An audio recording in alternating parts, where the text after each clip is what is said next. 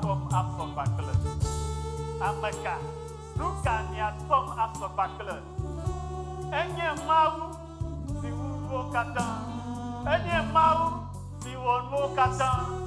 Wo katan le suena eyama. Epa abao betode mo. Epa to bekubo.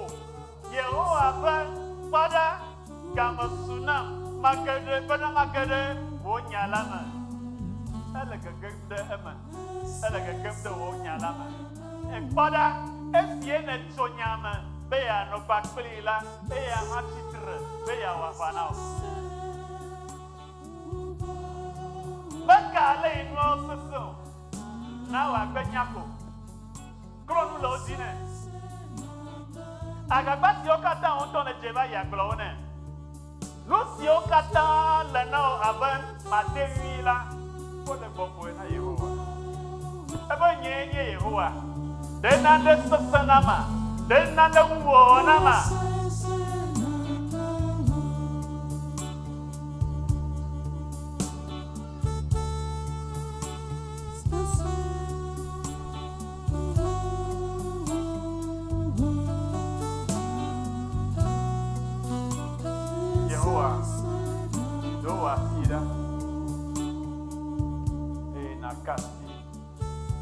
Novi de siade, novi su de siade, novi nyon de siade. Wasika mea, lenyen sirudu, na mesia me fa hanya. Hanya tom si ele fa go. Ntirodua na sok pakle won ti kokwe. Ntirodua na de o ganye de go. Ntirodua na we na mesia me na nye be o Yehowa yewe. Akbeno. De Cristo Yesu Banco. Amen. Inamia noani.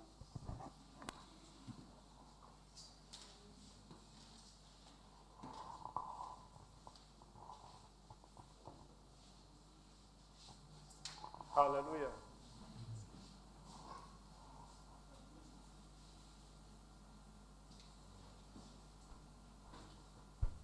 Menye bana huo Biblia gbereka.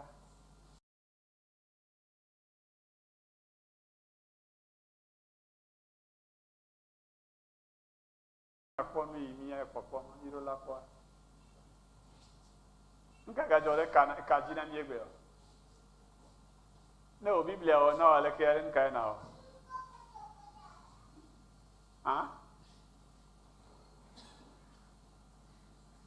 o Biblia dio zuna ne mala si o ale ke na o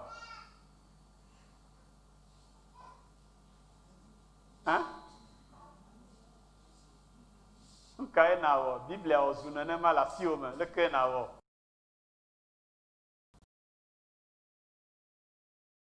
Donc c'était pas le cas. L'image disparaît encore.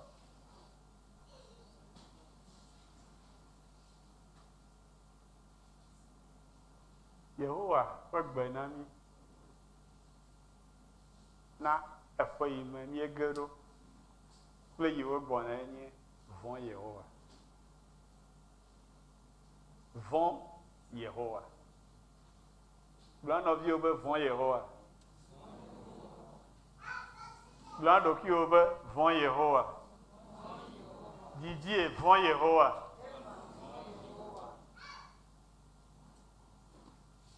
Yehowa de. Eye ye blona mi ado ki obe mi Kristo to tala. Ichwe abe mi hati. Abe ameyi ni pakpli mi bleavi lei mi deviso mi dea etejomo flo na duna. Mi hosebe ne mawa le pakli mi ene. Ye khona sebe ale ye eya awona ne aglobe ye mawo ne mayo le. Eva mawa Biblia be ejobinu ha e onye mawa enye ameyi me tropona megbo nu yo dobe ya wala o ame adeke ma bie nya adeke ame ado la ni banji onye be mawuli gake woxɔe se be eye wògbe wɔ dziƒo kple anyigba vɔ kɔa evɔ ke megale naneke wɔm le amegbetɔwo ƒe agbenɔnɔ me o. Menye ame ye wònye be ne mi mele kpɔm o ko la miaxɔ se be meli o. Ame aɖewo ɖoa ŋku Mawu dzi le gbeyigbewo ƒe ame aɖe ku eye wogblɔna be Mawu ne xɔe da ɖe eƒe fafaƒe. Mawu menye ame xɔ da ɖe fafaƒe la o. Ame ŋutɔ etsona nya me. Ame ŋutɔ ƒe agbe yiwo nɔ le anyigba dzia eye wɔnɛ be woayi fafaƒe loo alo woayi dzomavɔ me.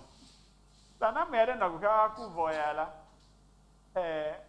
lãgbe yi wɔ me ne le, avi fa me ne le, egbeyidoɖa me ne le ya la, mele naneke wɔ ge le eya ŋuti o.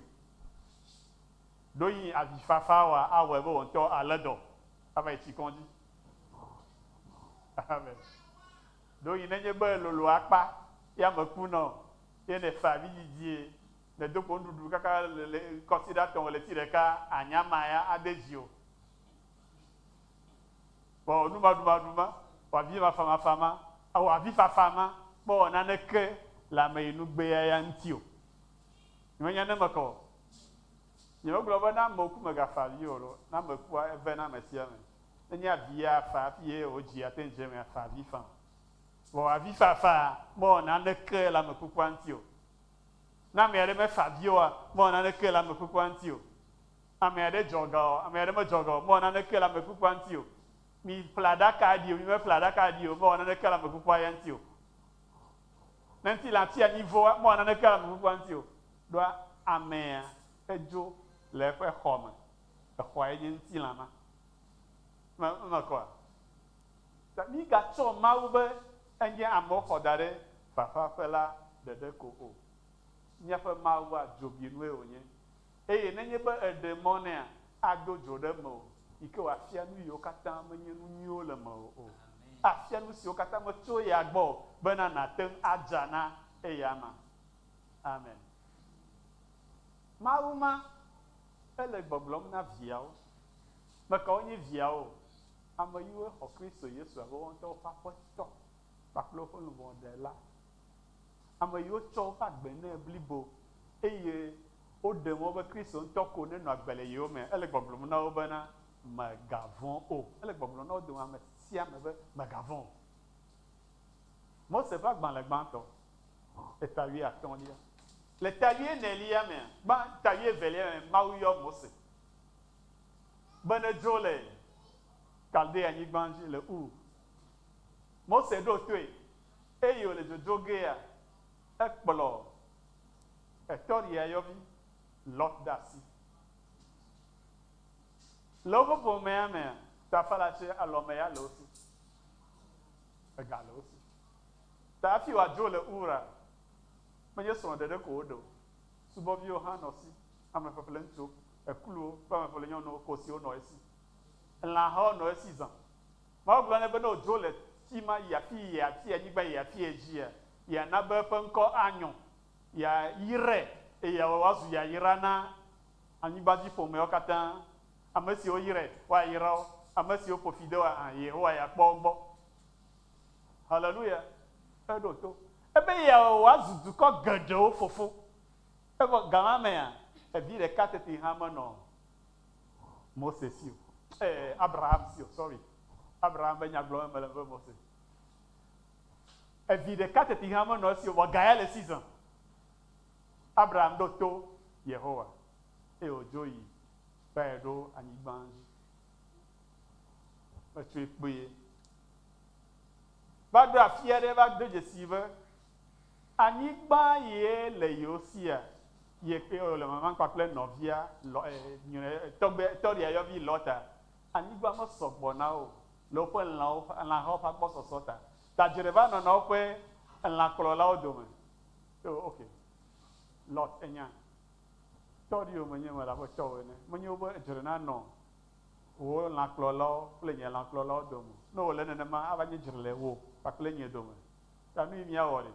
Anyigba ya le mía ŋgɔ zã li. Fifia le tsia akpa yina yia. Ne tsia ɖusi mea, nyama yi miame. Ne tsia emia mea, nyama yi ɖusi me. Lot va yi tsa fi nyu le anyigba me. fi ye tiwo le fi ye gbewo dama le ekpenyigba wokpɔtɔ na Abraham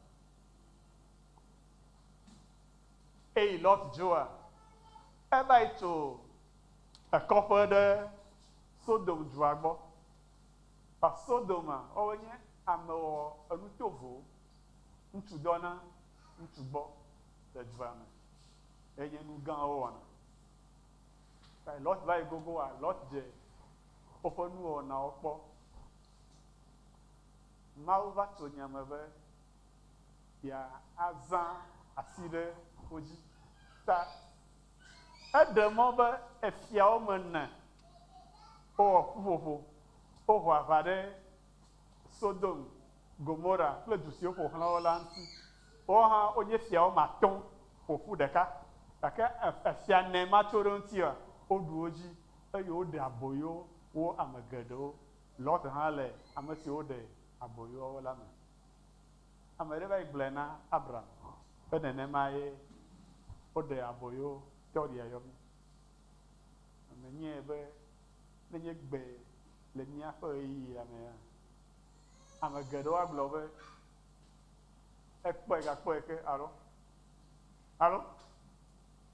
nyewo na anyigba mebe ne tsɔ akpa kɔa etsɔ nyuitɔ gble kpe kple hiha ɖi nam ma eke ɖe ŋuti alo Abraham ya megblɔ nenema asrafowo le esi sɔdza eye ŋutɔ ehe sɔdza 380 eye ŋutɔ fiawo le yiwo dena de le yiwo wɔna aʋa eye ŋutɔ ƒle aʋawo nu na wo ena wo bla gbadza eye wotso eye woti ameawo yome wova yi ho aʋa ɖe efia nemawo ŋuti woɖu wo dzi nu yiwo katã wolɔ le Sodom Gomora kple woƒe du mamlɛawo me kple ameawo siwo ɖe aboyoa Abraham xɔ wo katã eye woxɔ Lɔt esrɔ̃a kple viawo hã Sodom fia gblɔ nɛ be ok nu yewoa nu yate wɔ nɛ nye be netsɔ ameawo ko na ye ko la ke sinɔ nu yiwo katã woxɔ le fia mawo sia eya ŋutɔ ne kɔ wo dzo Abraham to nɛ be awɔ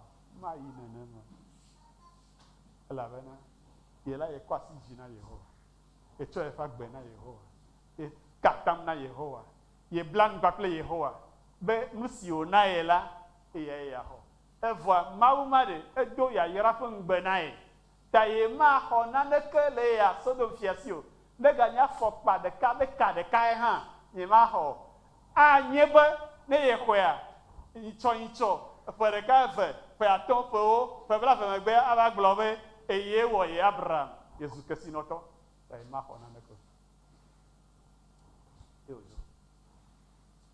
vɔa minya ne wɔ nu nyui aɖewo vɔ ne wɔ nuteƒe vɔ yi Mawu ada le dziwoa abɔsã va gogo na me ade gbetome na me eye wòdzo vɔa abɔsã va le gbedentome Abraham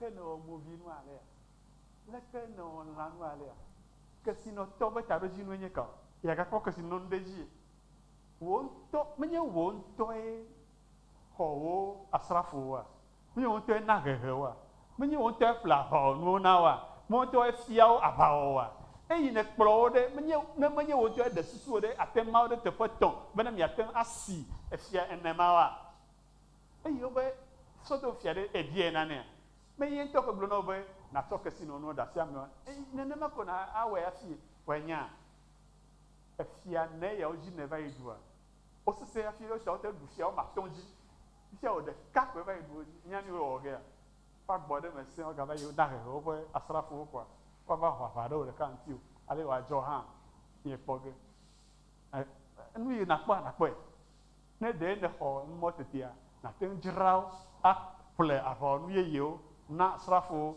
eye natsɔ ƒe ɖewo ava yi awɔ nubabla kpakple fia bubuwo be na aʋa dzɔ akpe ɖe ŋuti woe exɔ ese be Abraham dze ta me bu be ame ya le gbɔgblɔ ma nya le teƒe ya fi eva me na ame aɖe kpɔ nenema ewɔ nu nyui le wɔ Mawu be ɖoɖo Mawu be dzimedzidzi le wɔ Mawu ƒe nuteƒe vɔa susuwo le vava na wo be nu ma ne wɔa menyo le gawɔe akpa eva me na ame aɖe kpɔ nenea Akwa me yaba si leji. Beji ma gblɔ na wo be de. Abosam me dzi be na wo ma wɔlɔ nɔ nugbe do. Eta wo le tutu ma kɔ dem no. Va ne wo le nenema de. To nu ka egbe dzi ma ha le gbɔgblɔ le me. Abosam be gbe ya va na dzi no. Ne se na ya kaba. Va le ma yi me. Egbe ya de no didim na Abraham. Mawu di to mawu. Ebe egbea bɔbɔ gake Abraham si. Nu ka Yehowa gblɔ ne. Ebe megavɔn. Enye wo akpoxɔnu. Eye wo kple wo fetu gã. Nye Yehowa nye wo akpoxɔnu. Nu ka nye akpoxɔnu le blema de. Ava nu yiwo zãna wua eye nye eyi kple antrɔe. Eyi kple antrɔe yiwo zãna. Ta na me atsɔ yi be yadza o la nane li eɖewo nɔna abe kusi alo agbadze si dzi woɖoa ameawo ɖo. Va nye ga akɔbli eye wotsɔ na agbadze lãna ɖe dzi. Ta na me atsɔ yi aɖe dzi be yadza o leke kɔa etsɔ akpoxɔnua kɔ xɔe. Hafi yia ne lɔ la ele be yia wòato akpoxɔnua me hafi yava alɔ. Ne woda antrɔe hã ne ekpɔ antrɔe kɔa ne tsɔ akpoxɔnua ɖo ɖa kɔa antrɔea ti akpoxɔnua me. Yehowa le gbɔgblɔm na Abraham. Yo abosa gbɔgblɔm na be de efia ne mawo woaƒoƒu woaho aʋa ɖe ya ɖeka ŋuti eye woame fe kple asia. Ebe nye wo akpoxɔnu. Nu kae Mawu le gbɔgblɔm o. Afi na ame aɖe na ɖu dziwoa, ele be wòawu nye Mawu ma. Ok? Ne wowu vɔ hã, ele be wòato nye ŋutilã me. Hafi ava ge ɖe dzi o. Abe le yiwo le na yia, ale yiwo le na antrɔea, be wòato akpoxɔnu, aŋɔ akpoxɔnua do tome hafi ava yi lɔ ame yi le akpoxɔnua ɖe asia. Nenema mele gblɔm na wo be yie nye wò akpoxɔnu. Eva mía Mawu ameku na o. Yi gɔme nye be lãnu sia lãnu si woatsɔ tu ɖe ŋuti o la madze dzi. Yie nye wò akpoxɔnu ta ŋgɔ megavɔ̃ naneke o. Fifia Abraham be ok ye kesi nɔnua ya ɖe ebe enye nye wò fetu. Ne yi Ashanti me fifi la afi yiwo dze sika kuku lea, sika vɔ le fi ma ya vɔ, afi bubuwo gava le kukum le. Ta sika hã evɔna le fi wo le kum le. Hallelujah. Oya ame aɖewo be gatɔ kpɔ. Hallelujah. Teƒe le atsi. Ne wodze amewo xlẽm tso tɔnye dzi. Kava ɖo tɔgbenyewo dzia, wo dome ame aɖewo kpɔ gake kaƒle ame kpɔ. Hallelujah. Gake ne yi wobe dua va le kesinɔtɔwo dzi egbea mele fɔfɔ ge le wo dome. Ta ega ali egba etsɔa ate ŋu avɔ. Gake Yehowa ya li ɖa. Amen. Eta ye wogblɔ le yewo ƒe agbalẽ me be de tsɔ sika va yi ƒu gbe. Tsɔ ɔfi sika ƒu gbe ɖe tɔme. Ekema Yehowa azu nu ka na wo? Azu sika na wo gleglegle. Ebe ewo nu si ewo Abraham ne wɔ me kpɔ. Lot xɔ nu ye nye tɔwo ƒe nyui teƒea le asi o. Eye dzɔgbevɔ̃e dzɔ ɖe dzi. Medzɔ dzi na o. Mete ɖe megbe le ŋuti o. Ne tsɔ agbe ɖe asi ƒlo me. Eye ne va yi ɖe ya ƒe agbe, ne ɖe esrɔ̃a kple viawo, eye ne ɖe fiawo, wogblɔ na wo be, tsɔ kesinɔnuwo dzɔ be, ao, medo nye asi ɖe dzi na Yehowa. Nye maxɔ afɔkpa ka ɖeka tete hã le asi o. Elabena nye kpakple Yehowa ebla nua. Le eya ta, enye nye wò akpoxɔnu. Naneke mawɔ kpɔ, zi ale si nye Yehowa me le agbe. Eye enye nye wò fetu gã. Ate anye be mana wo sika, mate ana wo klosalo, mate anao adzagba, mate anao diamond, vɔ mawo katã wonye nu suewo ko wo fetu gã eye nye nye ŋutɔ. Hallelujah. Mawu yi ƒo nu na Abraham nenema ye ke le gbɔgblɔm na wo hã be megavɔ̃ nu bubu aɖeke o. Amen. Luka ƒe agbalẽ eta gbã kpukpui etɔ̃lia. Ŋutsu aɖe nɔ anyi si mienya, ŋkɔ nye Zakaria. Eye nye Yohanes si ɖe ta na me la fofoa. Enɔ agbe, enye vɔsala, nye nunɔla.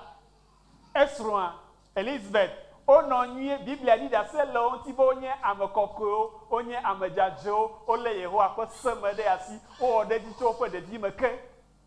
Nu vɔ̃ aɖeke mele woƒe agbe me o.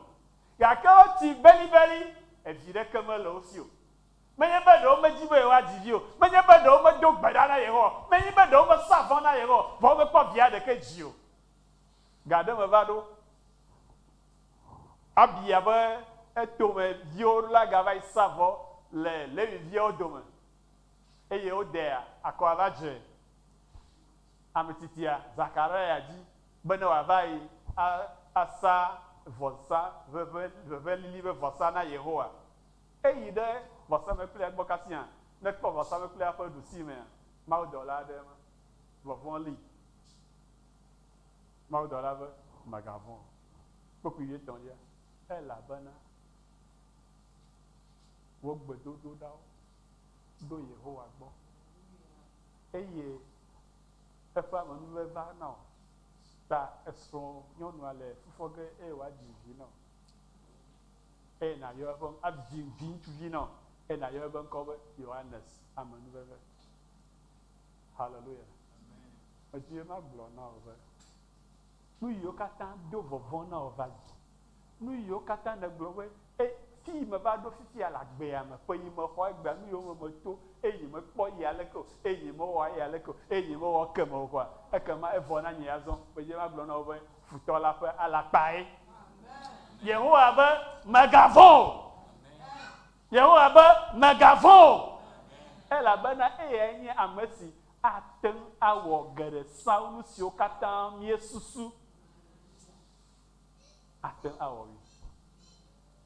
Nu yiwo dzɔ va yi, ne xɔ se be evɔ keke ate ŋu ahe wo va na wo egbea. Hallelujah.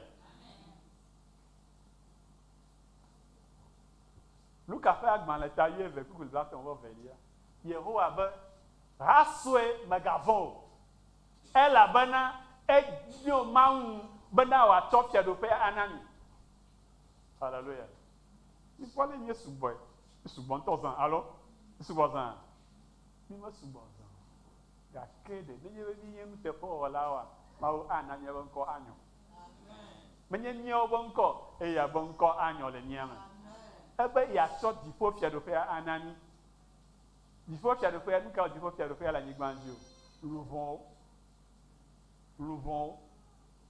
Ne Mawu va wɔ nu siwo le gbɔgblɔm na mi le wò agbe me ɖe, megakɔe de wò ɖeka be akpete me o. Megasẽ ɖe wò ɖeka wò avɔ to. Va yi mɛ kpakple ame aɖe. Ame aɖe hã hiã be Mawu ne wɔ nu ma tɔgbe le eƒe agbe me. Eya hã age ɖe Kristo Yesu me. Eye Mawu awɔ eƒe nuwo le eƒe agbe me. Yohanes ƒe agbalẽ eta 8 kpukpui blatɔ̃-vɔ-tɔ̃lia. Biblia be le esiawo megbe la, Yesu gblɔ na eƒe nusrɔ̃lawo be esiawo megblɔ na mi. Bena miakpɔ ŋutifafa le menye. Amewo katã le ŋutifafa dim, mele ŋutifafa dim, o hã le ŋutifafa dim.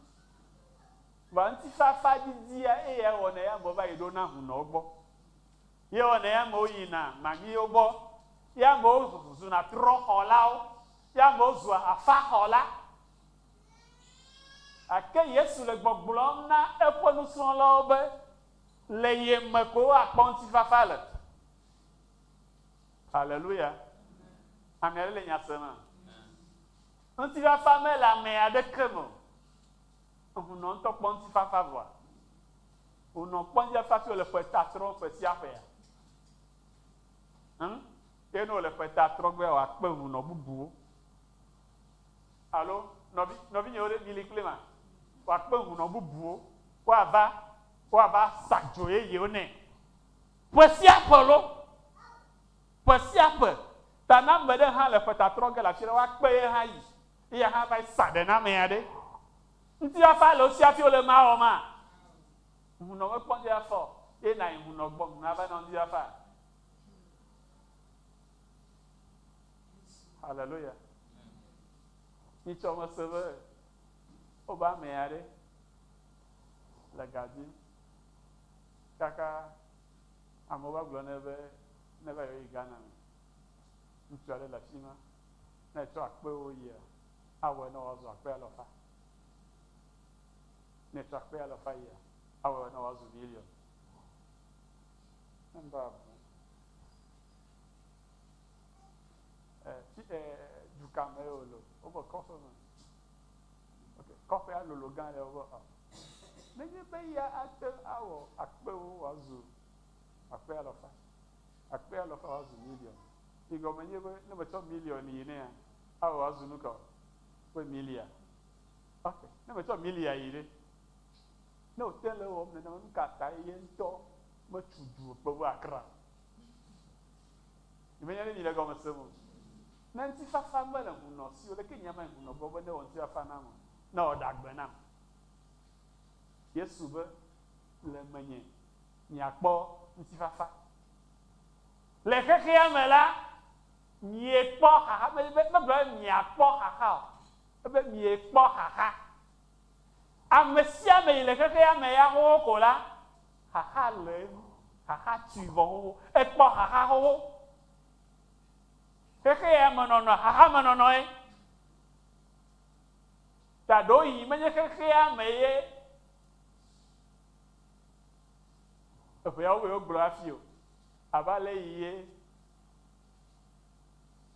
le lomewo le kɔ aɖe me yɔm be gblẽ kɔme ɖeka se gblẽ kɔme akpɔ menye gblẽ kɔme nyi gblẽ kɔme tɔgbe nyi gblẽ ye ɖu fia le fi ma ni se gɔmea wa woyɔe be gblẽ kɔme ta yi wobe xexea mea xaxa me wo be wogblɔ afi wobe xexea me ne gbe le anyigba ya dzi kɔ ele xaxa me Yesu be miekpɔ xaxa le xexe sia me gake miaƒe dziwo ne dze eme miaƒe dziwo ne wɔ nu kɔ dziwo ne gati dzodzo megati dzi ma ɖeɖi le naneke ŋuti o megavɔ̃ le naneke ta o megakpɔ ame aɖe be nyanyra megakpɔ ame aɖe be adawɔ megakpɔ ame aɖe be adegbeƒoƒo ne navɔ̃ o ebe miaƒe dziwo ne dze eme nu ka ta o ebe elabena nye la meɖu xexea me dzi ame ye le gbɔgblɔm na wo be wo dzi ne dze eme ɖe eɖu xexea me dzi eya ta wo be wo dzi ne dze eme ɖo ebe nɔ ye me ekema akpɔ ŋutifafa le fi ka le ye me megblɔ be nɔ axa nye o ne le ebe axa dzia kema xexea me ne le ema haleluya ne ye hã le xexea me eye wo hã ne le xexea me ne tɔ ɖe eƒe axa dzia ne le xexea me ebe nɔ menye ekema le menye la akpɔ nu ka ŋutifafa ebe ame si le menye ame sia nye nye nusrɔ̃la ame si le menye wòle nye nyawo me ɖe asi eyi nye nusrɔ̃la vavã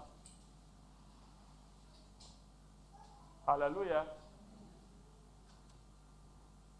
mina miaɖo to nu si nyagblɔɖila Yesaya gblɔ afi ne Yesu nava do ŋutilã ebe migayɔ nu siwo katã dukɔ sia yɔna be nugbeɖoɖo la be nugbeɖoɖo o nu ye dukɔ le yɔyɔm be nugbeɖoɖo nu si dukɔa le vɔvɔm la yɔ migavɔ̃e o migavɔ̃ nu si wovɔ̃na la o eya megadi ŋɔdzi na mi o nu si ye amewo kpɔ le sisim nu si amewo kpɔ eye wova yi le atam kam na nyigblẽ na kpetonu ɖeka na enɔ ge kpoa na hebieso na egu na sakpatɛ na anagbanzo na kpetonu ɖeka ebe miɔ gavɔ nene ƒe nuwo o.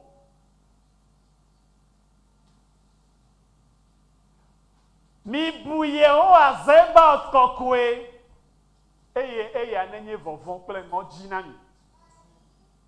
Ame yi nye avɔ eye nye Yehowa. Eya ɖeka ko miatso gbedi na, eya ɖeka ko miade ta agu na, eya ɖeka ye miaɖo to nu siwo gblɔ la eya ye miawɔ. Etrɔ ɖe be megaɖu ƒã o. Megaɖu abɔ, megaɖu agla gɔmelã o, megaɖu enyilã o, megade mɔli gble o. Etrɔ ma ye wɔwɔ. Hallelujah. Etrɔ ma ye wɔwɔ ɖe. Ebe ɖo to me ka, ɖo to Yehowa, vɔ Yehowa.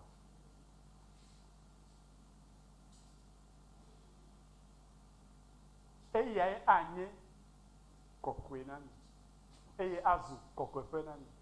Minya tso blema ke ne wole ame aɖe ƒe vɔe dzi kakaka hã wobe amea wɔ nu vɔ be wowui yewo si va yi ge ɖe kɔkɔeƒe va yi ge ɖe gbedoxɔ me eye wova yi lé Yehowa ƒe vɔsamlekpuia ame aɖeke megawu o. Biblia le gbɔgblɔm be nenye be mevɔ̃na naneke le anyigba dzi o vɔ ne vɔ̃ na Yehowa ɖeɖe koa ekema atrɔ zu kɔkɔeƒe na wo, anye sitsoƒe na wo, eƒe ŋkɔ anye sitsoƒe na wo. Biblia be Yehowa ƒe ŋkɔ eye nye sitsoƒe eye ame dzɔdzɔewo katã sia du bena ɖe eme eye wonɔna dedie. Be anɔ amea be ŋkɔ me, anɔ amea me eye nye be awɔ ɖe eƒe ɖoɖo ɖe sia ɖe dzi pɛpɛpɛpɛpɛ. Ne ele afɔtitim ɖe eƒe nya dzia mele eme o. Hallelujah. Abe nenye be wogblɔ be esovi subɔlawo wometana nu dzĩ o, enu yibɔ kple hia ko wotana. Ate nɔ ɖokuiwɔ be sovi be agbasivi ava yi ta eye wo be negata o. Ne etɛ ko wɔ nu kɔ edo aɖika kpakple esovia kpakple be nunɔlagã alo me nenema ya. Ta nenye be ele ɖokuiwɔ yɔm be Kristo tɔ la ekema ele na wo be nazɔ le eƒe ɖoɖowo dzi, nazɔ le eƒe nyawo me.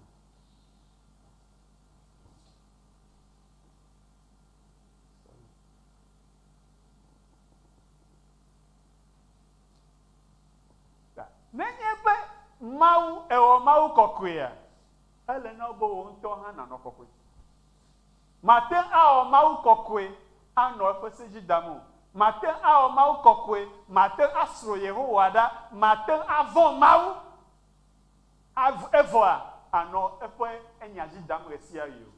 Ŋgbedodo ya Biblia gblɔ le Korintetɔwo ƒe agbalẽ evelia eta adre kpukpu gbãtɔ me bena esi nye be nya ŋgbedodo siawo katã ele na mi be miakɔ mia ɖokuiwo ŋuti tso makɔmakɔnyenye ɖe sia ɖe me. Makɔmakɔnyenye ka o, ŋbabia vivo, egalɔlɔ, ɖem atsɔ le me, yakatiɔ gbenɔnɔ, be malé na ame ɖokui ƒe ŋutilã, ama ɖeɖe ame ɖokui le mɔdome, enu vlo wɔ, alakpadada. Ele be miakɔ mia ɖokuiwo ŋuti tso yawo katã me. Zanunana, tamea nana, tamea xɔxɔ, aɖufuɖi ɖuɖu. Ele be miagbe nu le eyawo katã gbɔ be mianɔ agbe. Be ne miaƒe agbe nɔnɔ nakɔ Yehowa ƒe ŋkɔ ŋuti. Ne wò agbe nɔnɔ kɔ Yehowa Zebaoth ƒe ŋkɔ ŋutia, eya hã atɔ ɖe eme na wo le yawo katã yi me.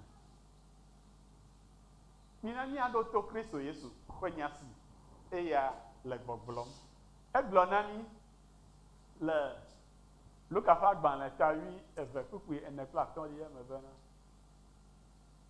mele egblɔm na mi xɔnyewo bena mi gavon ame si wu anti na eye si amegbe la nane ke me galisi wa gate ŋu awɔ o ke mafia ame si miavɔ̃ la mi mivɔ̃ ame si ne ewu ame vɔ la ŋusẽ le esi be wòatsɔe aƒu gbe ɖe dzomavɔʋe la me eya ma miavɔ̃ agbɔsɔ wuna me nyateƒe ya amegbetɔ wuna me nyateƒe ya lɔri wuna me nyateƒe ya dzata wuna me nyateƒe ya gake Mawu hã wuna me ne Mawu meɖe mɔ oa dzata mewu o. Hallelujah. Ame aɖewo nɔ ʋu me eʋu kple pipawo do go eʋua kaka yaʋayaʋa gake amewo do go le ʋua me naneke hã mewɔ o leke ye ʋua yewo wɔ kple ga eya kaka ye ame si nye anyikɔ eya mekaka bɔti agbe Yehowa meɖe mɔ be amea neku. Hallelujah. Mexɔ se be amewo le teƒe ya woto nanewo me va yi wo ŋutɔ ate ŋu aɖo kpe dzi nam be ne Mawu tɔ de le me la anye ne yewo megale agbea o. Mawu ma hã wuna me ye Biblia be ɖe nenye be mexɔ Yesu yewo kɔ wo ŋutinu yi na hunɔ ne hunɔ lɔ be yawu na amea kɔa eku vɔ ye ma alo gake ɖe hunɔ ma magate ŋu awɔ naneke na luvɔwoe o.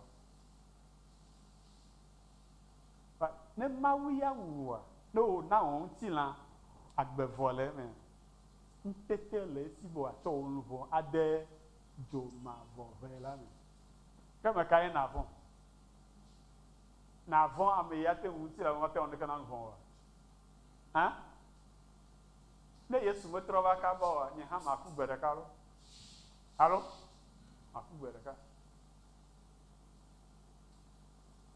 ate nye dɔléle ya ɖe fa ate nye afɔku fa ate nye nuɖuɖu alo titi ko ya te wɔ be maku gake luvɔ nye ya ɖe enye Mawu tɔ xoxo.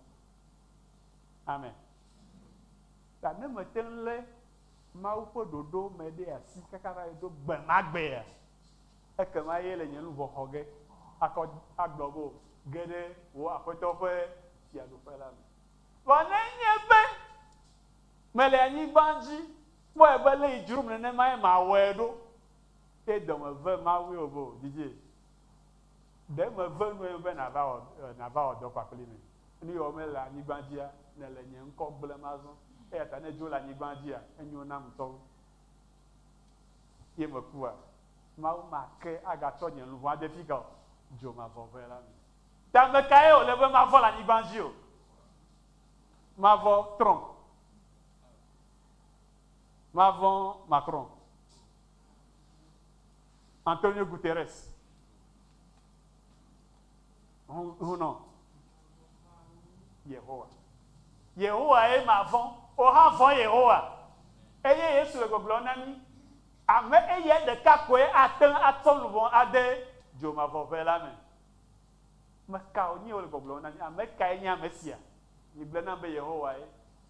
Mawu dɔla le nye ɖe fia ƒe agbalẽ ta 9:7 me ebe mi vɔ̃ Mawu eya egblẽ eme kɔƒle na mi paa meganye alobalo ebe mi vɔ̃ Mawu eye mi tsɔ ŋutikɔkɔe nɛ menye be nàvɔ̃e ne nàda afɔ dzu me be ye sisi mo mete sisi ge le Mawu gbɔ eveawo do alo be anyigba menyana me woƒuna du.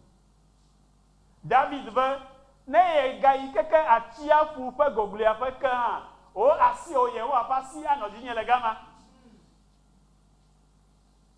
Ta Yehowa vɔvɔ menye be nasi le egbɔ Yehowa vɔvɔ boŋ nye be nadze agbagba ne nate ŋu ate ɖe ŋuti wòate ŋu axɔ vɔa ame yi wòate ŋu xɔ eya nye ame yi me nu vɔ̃ aɖeke mele o ame wate xɔ eye nya me ye de bubu eƒe nya ŋuti ame ye de bubu eƒe nya ŋuti enya me ye wɔna ɖe eƒe nya dzi. Amen. Ebe mi vɔ̃ Mawu eye mi tɔ ŋuti kɔkɔe nɛ. Igɔme nye be ɖe ne le Mawu vɔ̃m eye wòle zã wɔm kɔ le nu gãwo wɔm ma, megagblɔ be efia míawo megale amewo katã ƒe ʋu no, míawo míezu amegãwo. Egba míega le wɔvɔ̃ na nane ko. Hallelujah. Nenye be egava eme be mia dometɔ ɖe dze anyi ku fifi la gɔ hã, mida kpe na Mawu be meli ne megbe da asi ɖe amea dzi kɔ ame la fɔ fifi la elabena ami sisi le dzi.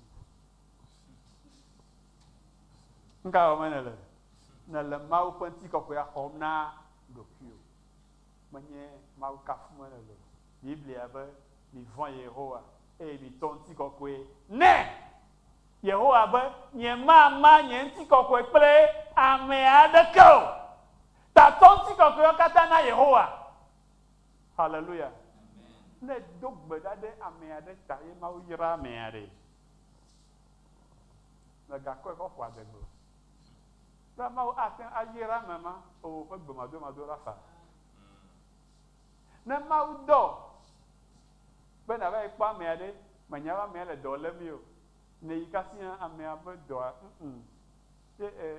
fa vivie, fa konyi kple amea, be yeadzo akpe ve le kotoku me tsɔ na amea ko be yeadzo le ye kpɔ nua wɔna vɔ.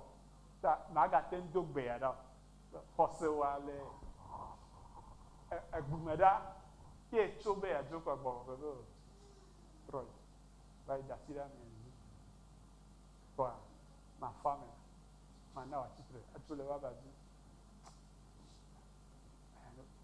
Gbɔgbɔ be gblɔ nya esia lo abɔsamu ali nye ŋutɔ susu ye nya xɔse me le gbɔgbɔ be nye me gblɔ be xɔse o ebe yi eye gbɔgbɔ gblɔ na wo be le Korintetɔwo ƒe agbalẽ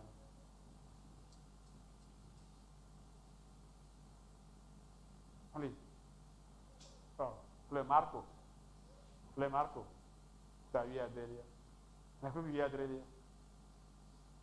Yesu sia ƒe la kplɔ ame siwo ƒe deda ɖe dzi si le nye ŋkɔme woada asi ɖe dɔléle dzi eye woƒe lãme ahe exɔ se be nye Mawue eva yi ada asi ɖe dzi. Kɔa ne yi si be eva wɔ ye si be baba yi ƒe ne ya va do ne asi wo kanti ƒe gblɔ le susu be Mawe asi ye kanti vɔ lo, meda asi ɖe dzi vɔ lo, nye kpɔtɔe le gbɔ. Ekoe ne dzo. Eva le mɔto le ʋu dzi. Kasia woƒu du va tso be ele yɔ meka le yɔ ye mo. Ame yi gbɔ ne va ele yɔ nye me. Ne yi kɔa ye ma fɔ le koklo wu be eye ne va da asi ɖe dzi nye kɔa ye nye lãme haya. Ta ma tso fufu me ne mía ɖu lo. Hallelujah. Ye me xɔ teƒe kpli o lo. Kɔsi ɖe gbe ko ɖe kple va sɔnyi. Va di dase. Hallelujah. Hallelujah. Mawu ƒe asi le dzi. Hallelujah. Hallelujah. Itsɔ bla ɖe agbe. Mese be ɔgagblɔ Mawu gblɔ na ye bo mese be nɔvinya le dɔ le. Eye tɔ me do gbe ɖa le aƒe me nyuie. Hallelujah. Me do gbe ɖa. Nye ŋutɔ menye ne va yi ɖo fi ma. Nya ɖe adzɔ. Ne va yi ɖo me kpɔ nɔvinya. Nɔnɔme me kpɔe lea. Ke le xɔse me me da asi ɖe dzi. Kaka le asi ɖe dzia. Donc au fond, Alléluia! Nka wɔme ne le Mawu ƒe ŋutikɔkɔe xɔm na ɖokui. Biblia be míatsɔ ŋutikɔkɔe na Yehowa. Le ŋkeke yiwo gbɔna me ɖe, Mawu le nu gã wɔ ge to dziwò. Yehowa le nu gã wɔ ge to dziwò. Wɔ nu ka o? tso ŋutikɔkɔewo katã na eyama. Hallelujah. Mi vɔ̃ Mawu eye mi tso ŋutikɔkɔe nɛ elabena eƒe ʋɔnudɔdrɔ̃ ƒe gaƒoƒo la ɖo. Yehowa ƒe ʋɔnudɔdrɔ̃ ƒe gaƒoƒo la ɖo eye mi de ta agu na ame si wɔ dziƒo kple anyigba kple atsiaƒu kple tsidzidziwo katã. Eya ɖeka ye miade ta agu na. Megade ta agu na amegbetɔ aɖeke o. Megayɔ amegbetɔ aɖe be bubutɔ o. Ne le yɔm be bubutɔ le, ɖe le tutum de bubu me. Hallelujah. Elle tutum de bubu me. Míame yiwo xlẽna ƒe gbe ɖe. Le ŋku ɖe ŋɔŋlɔ ɖe sia ɖe ŋuti. Be ɖe bubu kple bubu ɖe vovototo ka le woƒe ŋɔŋlɔ me hã. Ɖeka ko woŋlɔnɛ. Bubu kple bubua ɖeka ko woŋlɔnɛ. Ta ne le ame aɖe yɔm be bubu me vɔ du be Mawue miatsɔ bubu ma na eye ne va le ŋua yɔm be bubu mea, kema amea nu ya va dzɔ koe nye ɖeko wòabu atra mɔ. Hallelujah. Kpɔ be le ƒegbe me ya wobe bubu mea enya se menyram. Ɖɔ nu yi gblɔm wole be bubu me le ƒegbe mea. Ŋɔdzi me ye gblɔna. Ne wobe révérend, woyɔ me ɖe principe do yɔ me be révérend. Anglitɛ reverend. Révérend gɔme nye ŋɔdzi. Leke ne wo nunɔla nye ŋɔdzi na wo ɖe atete ɖe ŋutia. Nunɔla ne wòanye ŋɔdzia, anye ŋɔdzi na amegaxi siwo va lé na alẽviwo. Anye ŋɔdzi na dzata siwo va lé na alẽviwo. Anye ŋɔdzi na titibliti siwo va lé na alẽviwo. Manye ŋɔdzi na alẽviawo o. Mawu ɖe eya nye ŋɔdzi. Eƒe ŋkɔe nye kɔkɔe ŋɔdzi. Yo na míawo etɔtete be ɖe míatsɔ kɔkɔea abe míaƒe ƒome ŋkɔ. Vɔ ŋɔdzia ɖe nenɔ anyi da ɖi. Fifia ame sia ame nye kristotɔ ye le agbe kɔkɔe nɔ ma. Ŋɔdzi ɖo na ŋuti le gbɔgbɔ xexea me. Ne nye kristotɔ ye le agbe kɔkɔea. Bɔbɔ vɔ ɖe sia ɖe ya kpɔ wa agblɔ be agogbɔ koe da ɖe dzi. Ehunɔ ɖe sia ɖe ya kpɔ wa agblɔ be agogbɔ koe da ɖe dzi. Adzetɔ ɖe sia ɖe ya kpɔ wa agblɔ be agogbɔ koe da ɖe dzi. Ne bo ye sese kaka o be yakɔ o kpɔa ada bie ɖokui ŋuti.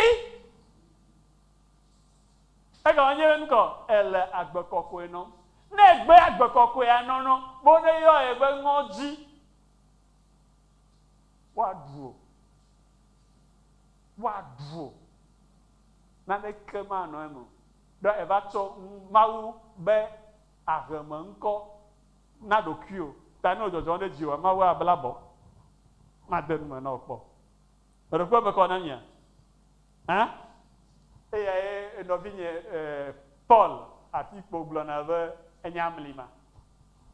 Metsi amlima ɖeka na mi. Be ɖe megayɔ ɖokuiwò be ŋɔdzi o. Ame kɔkɔe nenye. Eya ta nɔ agbe kɔkɔe. Ne Togo xɔ ame aɖe ɖe ƒe aʋakɔwo me eye wotsɔ aʋa de ƒe awu do na amea, wole mɔ kpɔm tso egbɔ be wòwɔ nu kɔ wòanye dukɔa taʋlila kple eƒe lãnuwo. Ta eye Mawu yɔ wo be nenye ame kɔkɔea, Mawu le mɔ kpɔm na wo be nanɔ agbe kɔkɔe. Nàgbe nu le nu vɔ̃ gbɔ. Be nanɔ agbe kɔkɔe ya nye be nake to nase nu yi Mawu gblɔ na wo be nawɔ la eye nawɔ ya pɛpɛ. Ɖo nu yi woyɔna be nu vɔ̃a, enye be tafala tselo, etagblɔmɔ ye koe nye nu vɔ̃. Nu vɔ̃ nye be enu yi medzi be ɖe ne meda nu ya ne va lɔ fi pɛpɛpɛpɛ. Vɔ eyi medea eva lɔ kaka fi enye nu vɔ̃. Ne dadaƒu enye nu vɔ̃. Ta nu ka ye Mawu be Mawu yi wɔm ɖe nu ka ta dam ɖe anyigba dzi ɖo. Ne me va le nu bubu wɔ ma ke ma wɔ nu vɔ̃. Mi se gɔme ɖe. Le kpɔɖeŋu me, Mawu ɖom be manye yameʋukula. Gbɔtso ɖe dzi me kea me vɔ̃na. Menye maku ʋu le yame. Imogo. Mano anyigba jire. Ema onane. Yemozu. Look. Pardon? Capita Charlie a dit, Malien a dit. Azuruga. Ball pour là. Ma football ou Pelé, football ou Cristiano Ronaldo, football ou Messi, et tout Katachaka, y est Gaïa. So, me va ma Ghana, Togo, 14 millionnaires. Il y a des cas, même au coup de divorce, ma wa pas de jolie. Hein? Nous Katayo.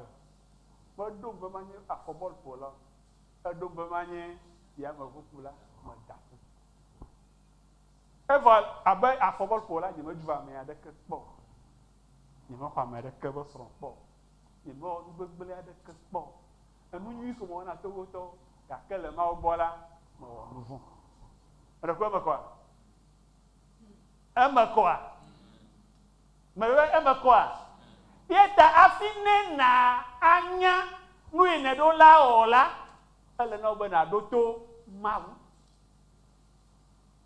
Mais il n'y a pas la Bible à dedans. Bible elle est abe, elle est abadede. N'est pas abadede volé. Affiné à tenir le lac banane. Allô? Il y a une Bible et que mon papa la si au bonnet se béade le bobo keke ya mere anya ne aten anye mau alo maten nye mau do mau maten blonya de ke yeke chitre de po nya yantio ne se egbere ni no be e po novi esia e po no gala munye nyu mutai na ga yuinam kare ji bo menye mau yo ama kwa do mau po nya be magawu ama o ama kwa ta Bible akpedenti obe enya yese le gogo he amela na nya nyi mawu atengblo alo mawu atengblo do de le nu se le gogo he amekola atense mawu fagbe atense abosan fagbe atense age fagbe atense manyo fagbe fifia mawu nya ya akpedenti o anya be mawu atengblo ya teki ge enya mawu aten agblo ko be ga nya be na bia gba me ade ko eye kpo be mawu atengblo la e afi abia gogo ni atefe ma wele ya glo ma afi odo peji no mere ko mele kokko ma ta jagbagba zo to e aji be na ten an kadodo pli me pa pele mawu e pe yo mi le gegem do e ya ye ya ele na obe na nye Yehowa vola na nye amesisia e pe gbe amen vide ka wele Yehowa vovo amen ani efe akpeve blavevo de kelia pledivo muila nole agbemira nole me ya gbe amela gamo khom ale ye onesan ne vona Yehowa ekama anye go me pola la nyasan Biblia be Yehowa vovon enye anyasan ko gomo jeje dododo fagban ta asieke tupe owolia tanele Yehowa voma Salomon, moi, je suis au défi, j'ai un savoir, mais au Qatar, la Libanzi. Mais quoi? T'as des secours, moi, des secours, il y a un secours de démoniaux, il y a un des viados, le secours. Mais il y a un secours de dédé. Et il y a un sagela, un onye, un blonaniade, Jonadina, Jonadina, il y a Velia, il n'y a pas de ton, un onye. Agbale nyanya me xe mo na la jojo o. Agbale nyanya me xe mo na la jojo o. Ate anya gbale. A xɔ da se gbale gan o ya, wa anya la to. Abuneto. Amen. Tade e xɔ da se gbale o, me xɔ da se gbale o, adze nunya. What's wrong?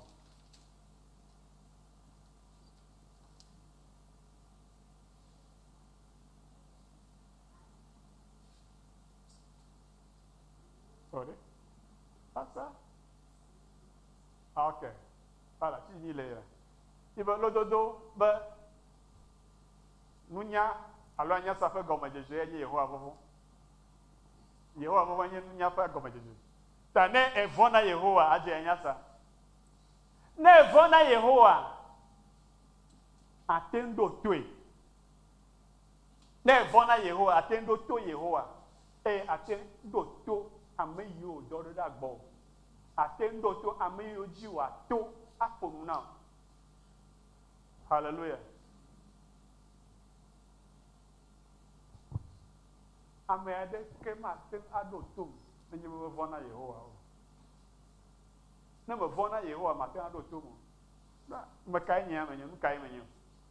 Vɔ nenye be evɔ na Yehowa ke Yehowa gblɔ nya ɖe to dzinye na woa, ana anya be ye le nya gblɔm eye aɖo tom.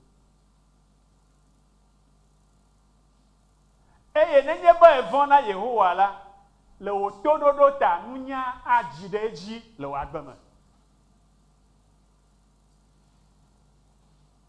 Nenye be evɔ Yehowa, ne nunya le dzidzim ɖe dzi na ame ɖewo nya na nu sugbɔ, vɔ gɔmesese menɔa wo si le nu siwo nya la ŋuti o. Vɔ wo ya menye ɖeko anya nu ɖe dzi o. Gɔmesese hã asu asi o le nu siwo katã ne nya la me. Hallelujah. Bra nɔviwo be ele nu gɔmese ge akɔ. Eye nye hã mase nuwo gɔme. Eya ta míate ŋu anɔ agbe le ŋutifafa me. Eye míawɔ dɔ asi le asi me. Ke na Mawu ƒe fiaɖoƒea ƒe kelili kple takeke. Esia awɔ be eƒe ŋutikɔkɔe ayɔ anyigba sia dzi le Yesu Kristo ƒe ŋkɔ me. Amen. Nenye be ne vɔ̃a Yehowa la, anɔ agbedidi le anyigba dzi. Hallelujah. Lododo eta ene ƒuƒu Yewolia, lododo tawo ƒuƒu blaadrelia. Ebe agbedidi le ame siwo vɔ̃a Yehowa si enye wotɔ ƒe egome. Hallelujah.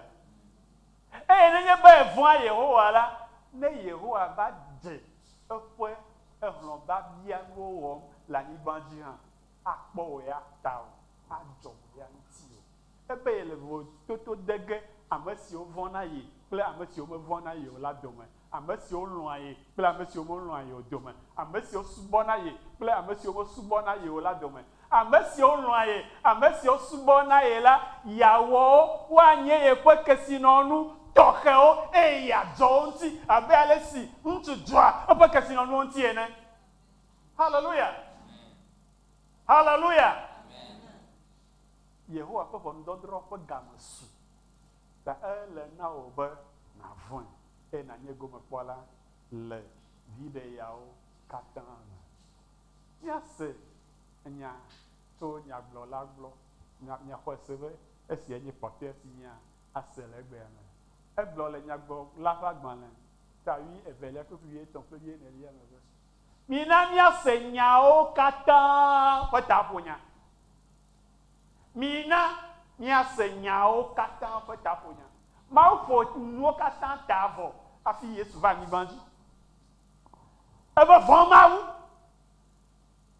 eye nàlé eƒe seawo me ɖe asi. Hallelujah. Na ame aɖe va gblɔ na wo be sediwɔwɔ megali oa, kpɔ ebe ŋkume.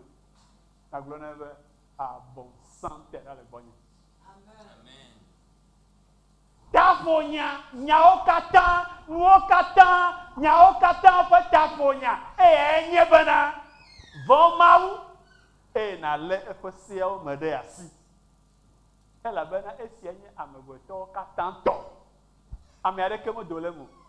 Ta ne ame aɖe gblɔ na wo be ne nye megale seawo dzi wɔm o hã, megakpɔ tɔnye o sia elabena nya Mawu ƒe dɔlae menye, eƒe amenuveve le dzinye. Hallelujah. David ƒe amisisi le nya dzinye. Hallelujah. Ta ne nye megayi Bathsheba gbɔ hã, amisisi le dzinye ta. Ebe esia nye amegbetɔwo katã tɔ. Nunɔla yi nya gblɔ ɖe amegbetɔ alo amegbetɔ yo. Nenye amegbetɔ kɔ ele na ye hã be wɔ nu kɔ wòavɔ̃ Yehowa eye wòalé eƒe seawo me ɖe asi. ne menye ame yewo la ne amegbetɔ la to le me die se be meɖeƒuƒu amegbetɔe le nye loo alo bɔbɔvɔ ne nye amegbetɔe ko la gblɔ le be meɖeƒuƒu nunɔla meɖeƒuƒu na wo lo le wo luvɔ ƒe ɖeɖe ta vɔ Yehowa eye nàlé eƒe sewo me ɖe asi elabena Mawu le nuwɔwɔwo katã siwo ɣla la ɣe ge ava ʋɔnui eɖa nye nyui alo vɔ ɖeke meli si woaɣla o le Mawu ya ŋkume ate ŋu ɣlae do amewo ate ŋu ɣlae do viwo ate ŋu ɣlae do dzilawo ate ŋu aɣlae do srɔ̃wo ate ŋu aɣlae do xɔwo ate ŋu aɣlae do hameviwo ate ŋu aɣlae do ame yiwo ŋutɔ ne le yɔyɔm be yeƒe nunɔla gake mate ŋu aɣlae do Mawu ya kpɔ gbeɖe o ele wo katã ɣe ge ava ʋɔnui eɖa nye nyui eɖa nye vɔ ewɔ nyui ame aɖeke be yema nye na wo ame aɖe be yema nye na wo oa egati zi o Mawu le ɣe ge va ʋɔnui haleluya etɔvi nɔ teƒe aɖe ne dogo ŋutsu aɖe be yeƒe ŋkɔe nye Kai o leke ɖatsɔ nyɔnu be ŋkɔ ebe wòme nyɔnu ŋkɔ yo be Kai ame ba gbe Kai gɔme nye nyui si ne wɔ la ame aɖeke medo dzesi o oto ne bo ye ta ye ne le nya gblɔm na tɔɖi wa ɖo ele gblɔm na tɔɖi be wɔ nane ele gblɔm na mo ba gbe me ya ye wɔ nyui dɔme na me nyui dɔme na me kaka va toko va le nu trɔm ɖe esi be gake de ne ya amea mega do dzesi be ne wɔ nyui na yewo hã Mawu ya nya haleluya ta nyuiwo katã si le ɣla ne wɔ nu nyui ɖe megava nɔ gatigo ƒom le mɔ dzi o eta Yesu Kristo be nu si woɖu si wɔ la wo mia si ne ga nye o ebe ne va yi ƒo gatingo ɖe ekema exɔwo fetu le anyigba dzi vɔ ƒoƒo vɔ nu si le ɣla me ɖe ƒoƒo dziƒo vitɔ la ɖe aɖo teƒe nɔ le fika le ɣla me vɔ le ʋɔnudrɔgbe ya ɖe ele ʋɔnudrɔge le gagla me ame sia ame anya ame yiwo wokpɔ be movitɔ naɖeke mate ŋu wɔ la ɖeke manɔmetɔ nene wokpɔ wɔ ya amea me wokpe wo be nava srɔ̃ɖeƒe lo wohã wonɔ kpekpe gbalẽ la wohã ne yi srɔ̃ɖeƒe ya la wowɔ keke wɔbɔbɔ wobe sɔfowo woanɔ afi ame yiwo tso dziɖuɖu dudɔnɔlawo woanɔ hotel ya leke sewɔƒemenɔlawo woanɔ fi ya leke hamefofo kple hamedadawo ame mamlɛawo la mega le ame mamlɛawo dome nɔ ɖo elabena wò nyui siwo ne wɔ ɖe Mawu aɖe gbeƒã le gagla me le ye ma yi me haleluya le eme ɖe asi vɔ Yehowa eye nàlé eƒe seawo me ɖe asi eƒe yayra anyi wògo eye azu yayra na ame geɖewo le ƒe yi me mie Mawu kplɔ míawo míege ɖo vɔ eka me wokplɔ míege ɖo blave kple blavevɔ ɖekɛlia míawo míege ɖe me vɔ xoxo nyitsɔ ke kɔsiɖa yi va yi me ke míege ɖe me haleluya mebe edakui ɖeka hã mage le ta na o míege ɖe me vɔ fifia ɖe ebe wɔ nu kɔ zɔ le ye vɔvɔ me ye nye wo akpoxɔnu kple wo fetu ebe nakpɔ vi ɖekawo anyasa nukɔ gɔmesese nunya ƒe dzidzi ɖe dzi nukɔ ametakpɔkpɔ nukɔ azedidi wo katã wonye wo gome eye ɖe nui le vevie koe nye be navɔ ye Yehowa eye nàlé yeƒe sededewo me ɖe asi vɔ Yehowa dziƒoʋĩtɔ ame si tsɔ eƒe nya na wo nekpɔ egbɔ be enya la eto ke le me o eto aŋgba le me o ekese le me o eye wòtse ku le agbɔsɔsɔ me eye kutsetsiawo nɔ anyi ɖaa le Yesu Kristo ƒe ŋkɔ me eye esi wònye be menye ŋɔkula o ta eme kpakple amewo le egodo eye menye be kɔsiɖa gbe nye sugbɔ le fi ya Mawu yra le Kristo Yesu ƒe ŋkɔ me amen.